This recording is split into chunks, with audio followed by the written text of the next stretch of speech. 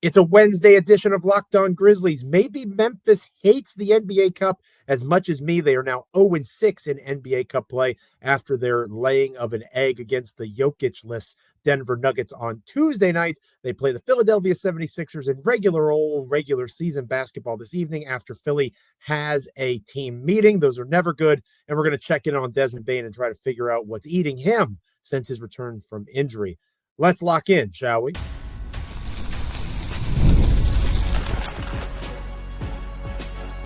You are Locked On Grizzlies, your daily Memphis Grizzlies podcast, part of the Locked On Podcast Network, your team every day.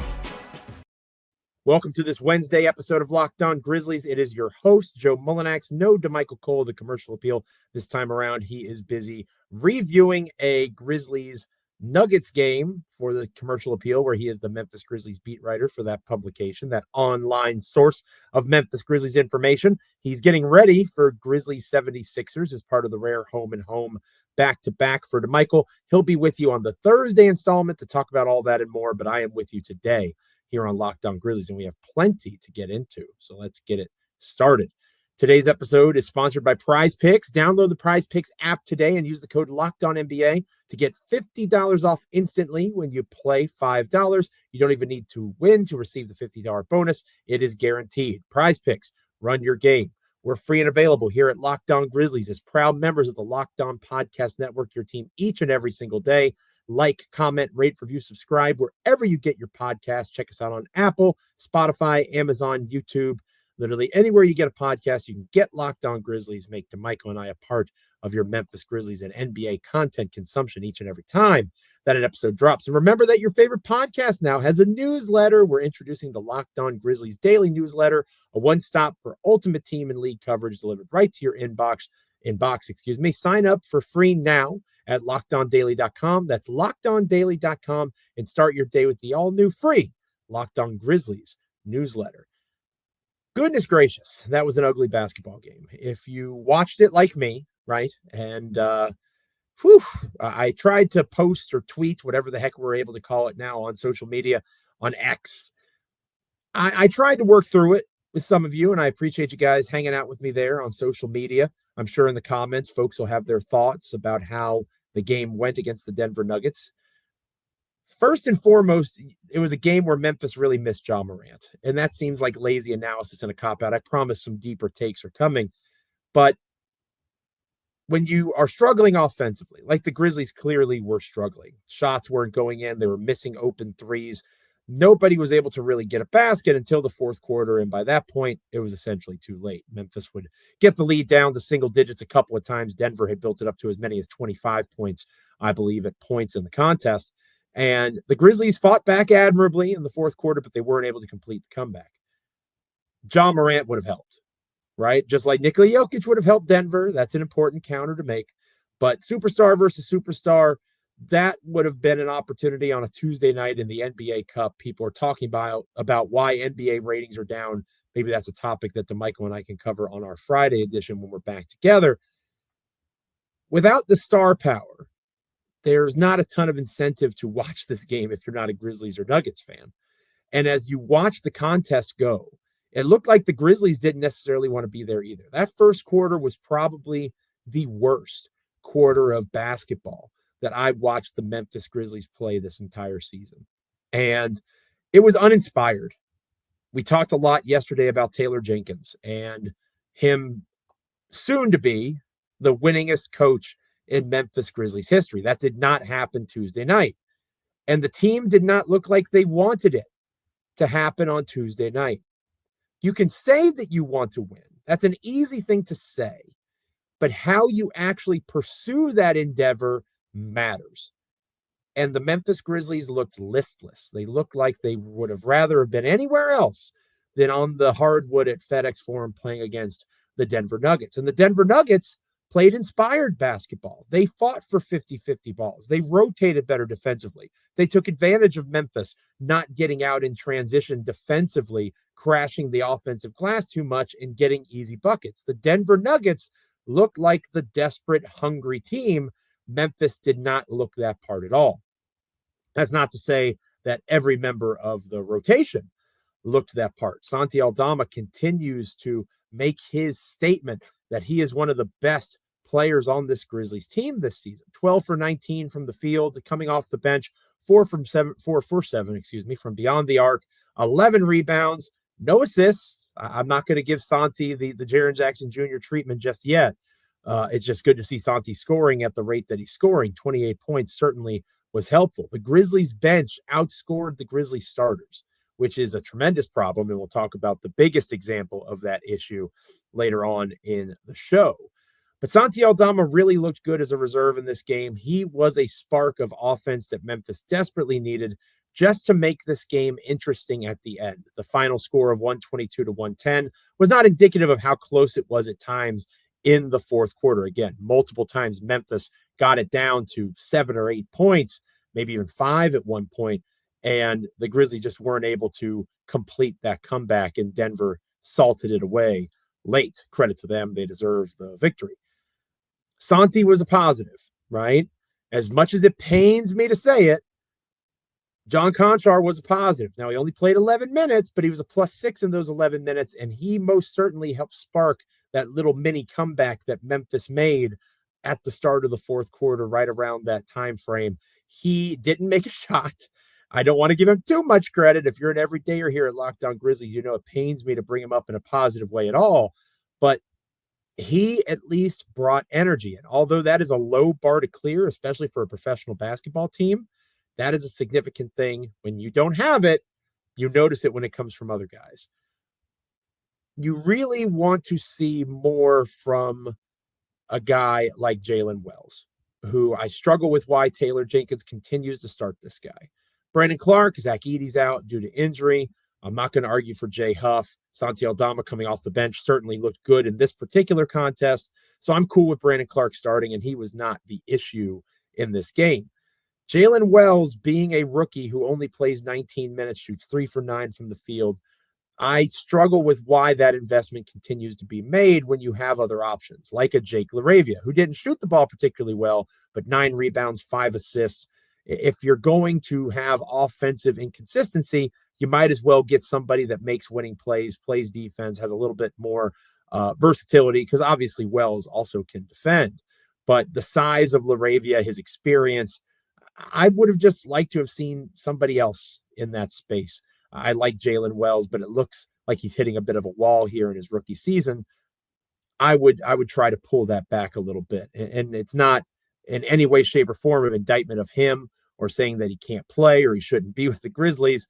It's just an acknowledgement that, Luke Kennard exists, right? Jake LaRavia was there. It's hard for me to argue for John Conchar.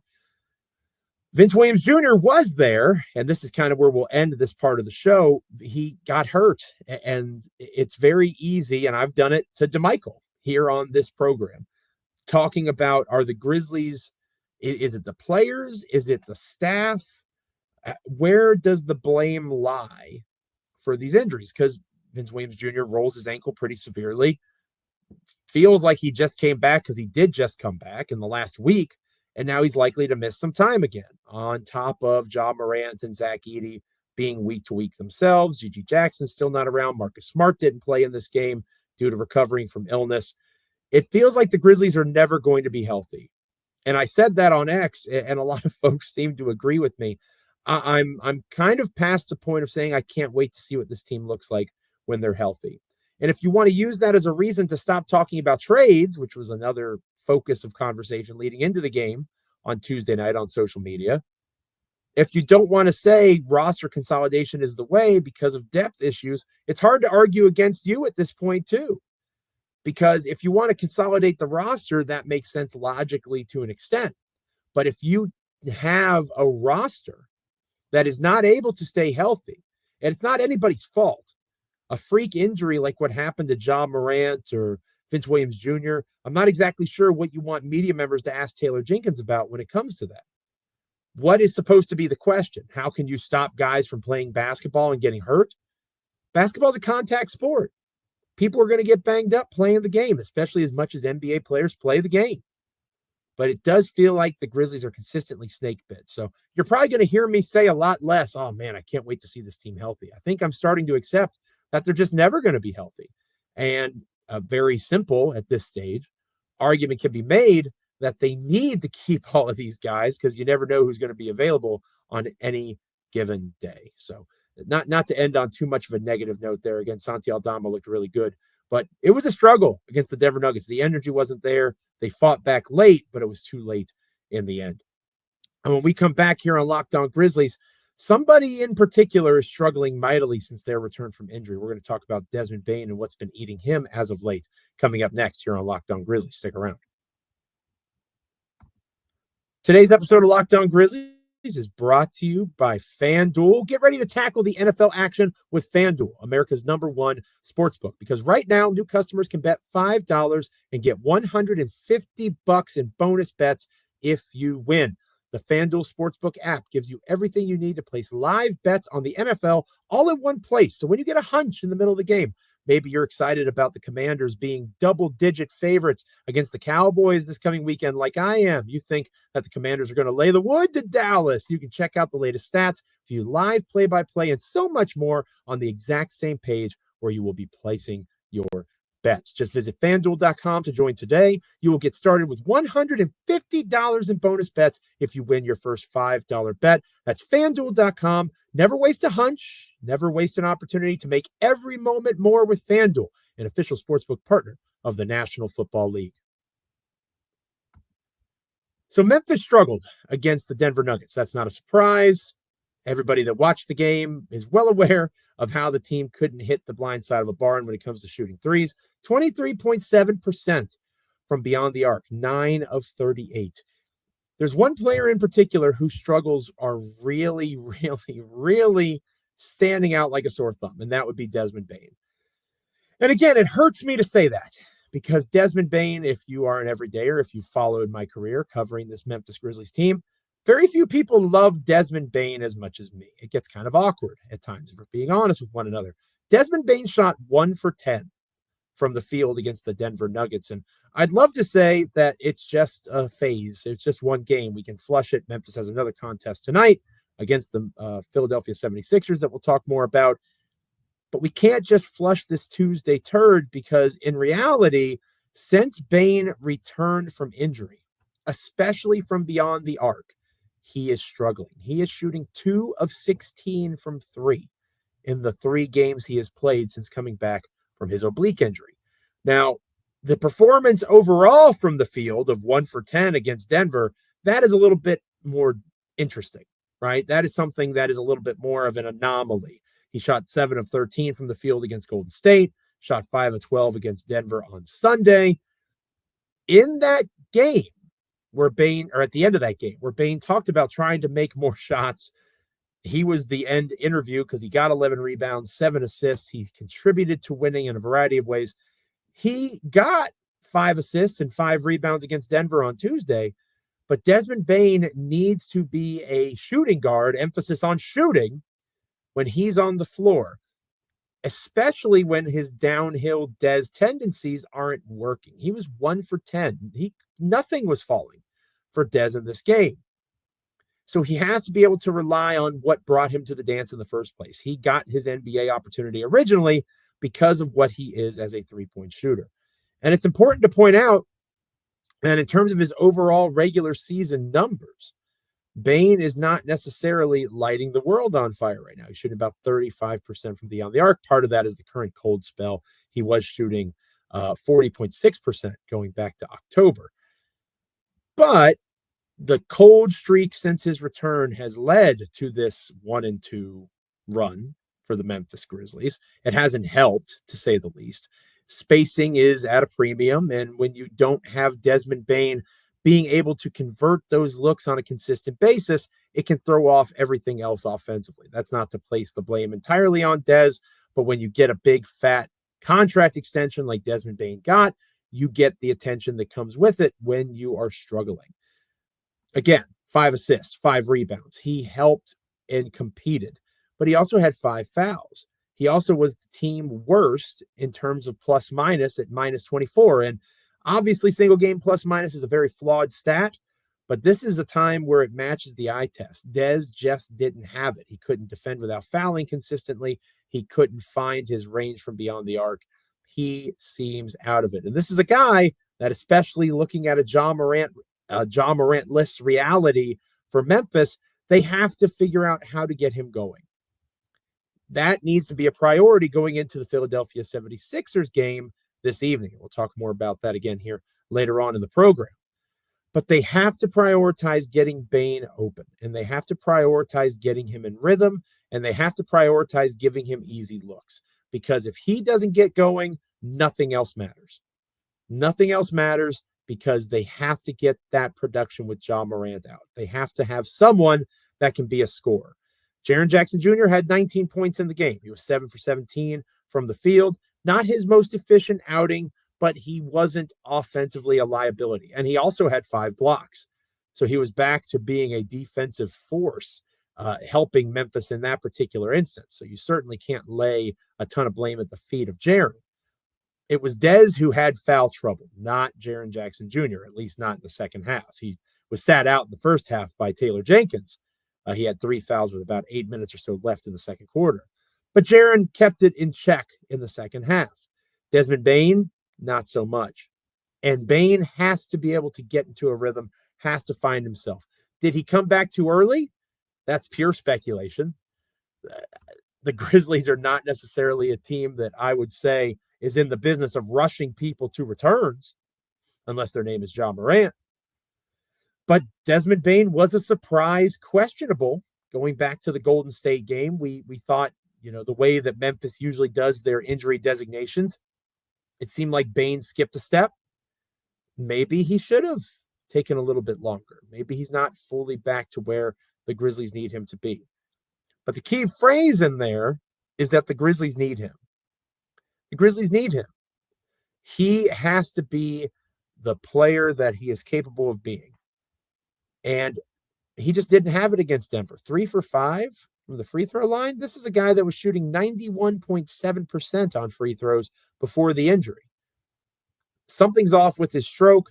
Is it as simple as he's kind of ice cold because he hasn't had a chance to really get comfortable coming off of the injury? Maybe.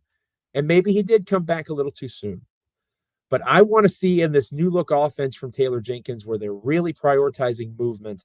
The first quarter of tonight's game, and getting into the preview a little bit here, really needs to be prioritizing how do we get Desmond Bane in rhythm early on. Because Jaren Jackson Jr. has a game in terms of isolation scoring, his size, how he can find mismatches. He'll have a variety of guys defending him. He has to be able to pick those mismatches apart. That is an underrated part of the struggles against Denver. Russell Westbrook gave Jaren some problems. Russell Westbrook is a guard. Jaren Jackson Jr. is a 6'11" big, but Westbrook defended Jackson admirably for a majority of the game against Denver en route to Westbrook's 200th triple-double of his career. Jaren has to be able to take advantage of those mismatches, but Jaren still had productivity that helped put Memphis in a position to get back in the game. Imagine if Bane just hits 2 or 3 of those shots. Now you're talking about a 1-possession game as opposed to what it was when they were down 7 or 8. So many missed opportunities that Desmond Bane usually converts. So getting him in rhythm, having him slash to the basket, coming off of a curl action, wherever he is most comfortable, coming up, a flyby shot, whatever the case might be, if they hope to make the most of this back-to-back and get Taylor Jenkins that 215th win, that'll make him the winningest coach in Memphis Grizzlies history. If they want to get that tonight, they're going to have to do it with Desmond Bane, and 2 for 16 from beyond the arc like he's been since he came back from injury just isn't cutting it. So hit me up in the comments. Let me know on X how you're feeling. Do you think Dez came back too early? Do you agree that they have to prioritize getting Bane into a rhythm? They can't count on Santi Aldama to score 28 points. They can't count on the Grizzlies reserves to outscore their starters. That is counterintuitive. That's counterproductive. That's not going to give Memphis the best opportunity to win. They need Desmond Bane to be that scoring guard, that downhill player that can also get his own shot off and convert it at a high clip. If he can't do that, Memphis is going to see a repeat of the Denver game from Tuesday against Philly tonight. Speaking of Philly tonight, we'll be previewing that game coming up next here on Locked On Grizzlies. The 76ers had a team meeting a day or so ago. Never a good thing when you're having to call those, but maybe it gives the 76ers a spark going into Memphis tonight against the Grizzlies. We'll talk about that next. Stay with us. Today's episode of Locked On Grizzlies is brought to you by the good folks over at PrizePicks. I love PrizePicks, and you should too. PrizePicks is the best way to get action on sports in over 30 states, including California, Florida, Georgia, and Texas. It's the only real money daily fantasy platform with an injury insurance policy so that your lineups stay in play even if one of your players gets injured. If your player leaves in the first half and doesn't return, PrizePicks keeps your lineup live, and they are the best place to have over 10 million friends, 10 million users join in with you on the fun. I'm a big fan of PrizePicks, and you should be as well. Maybe you want to look at the game tonight. Jaren Jackson Jr. for more than 27.5 points. Desmond Bane for more than 3 3-pointers. That would be a very optimistic thing. It'd be a great way for Memphis to pick up the win against the 76ers, and it'd be a great way to have some fun over at PrizePicks. Download the app today and use the code LOCKEDONNBA to get $50 instantly after you play your first $5 lineup. Again, download the app today. Use the code LOCKEDONNBA to get $50 instantly after you play your first $5 lineup. PrizePicks, run your game. We'll close out this episode talking about the Philadelphia 76ers. And goodness gracious, if you felt bad about the way things were going for Memphis, if you felt bad about Jaren Jackson Jr. not being able to take advantage of Russell Westbrook defensively, if you felt bad about Desmond Bane shooting the 3 ball so poorly, if you felt bad about having to find silver linings in John Conchar minutes, it's worse in Philadelphia. That's a team that expected to be a championship contender. That's a team that completely revamped its roster. That's a team that is dependent on Paul George and Tyrese Maxey and Joel Embiid to lead them to the promised land of the NBA Finals, getting them past Boston or New York or a team like that. Not the way that the season has gone so far for the Philadelphia 76ers. Going into tonight's contest against the Grizzlies, they are 2-11. 2-11, the Philadelphia 76ers are. They are one of the absolute worst teams in the National Basketball Association. And yet, going into this game, the 76ers are favored by roughly a possession. So that is kind of a toss-up when it's that close. But Philly is still favored. Why is that? Well, I would argue one of the reasons that they are favored is the impending return of Tyrese Maxey. Now, Tyrese Maxey has missed a lot of basketball. He is one of their best young talents. If you're familiar with the NBA, you're likely familiar with Tyrese Maxey. This regular season, he has scored almost 28 points a game, almost 4 assists, 3 rebounds.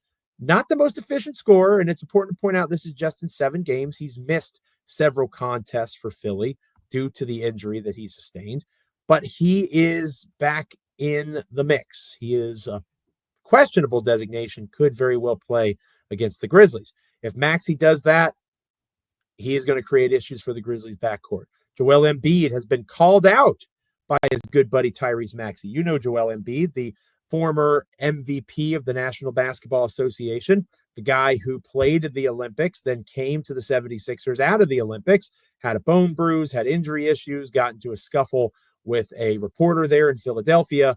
It hasn't been the cleanest start to the season for Joel Embiid. But when Embiid is cooking, he is one of the absolute best players in the National Basketball Association. Joel Embiid is going to be motivated coming out of this team meeting, as will the rest of the Philadelphia 76ers. The 76ers are also healthier than Memphis is, especially if Maxey returns. If Maxey is still out, obviously that will help the Grizzlies. But you got to assume Vince Williams Jr. is going to be out tonight. Marcus Smart maybe returns from that illness. John Morant will remain out. Zach Edey will remain out. The Grizzlies obviously still miss G.G. Jackson. There are larger problems for Memphis. And one of the biggest things that makes me nervous about this Philadelphia team is that they are desperate. So the Memphis Grizzlies be desperate? You could argue that. They're 8-7. They're in the middle of a homestand. I believe I talked about in a recent Locked On Grizzlies newsletter. The goal should be a 5-2 run over these next 7 or so games. Newsflash, they are 0-1 since I wrote that newsletter. So they have to be in a position where they respond and they can compete and fight back and bring the energy on a very, very, very immediate basis. Because Philly is going to come out ready to bring some intensity, ready to bring some energy. That team meeting vibe is almost certainly going to permeate throughout that entire roster. And they have talent. They've got guys that can go. Jared McCain shooting extremely well for a young player starting his NBA career. He's been impressive for them. Andre Drummond, you want to talk about rebounding. If the Grizzlies cannot rebound, they're going to have some real issues, and that starts in a lot of ways with Andre Drummond for the Philadelphia 76ers. When it's not Embiid out there, who is an elite rebounder in his own right, of course, Andre Drummond is one of the very best rebounders in the entire NBA. So the 76ers have lost their last 4 games in a row, and they've lost 3 of those 4 games by double digits. 2 at home, 2 on the road. They have scored less than 100 points in 3 of those 4 losses.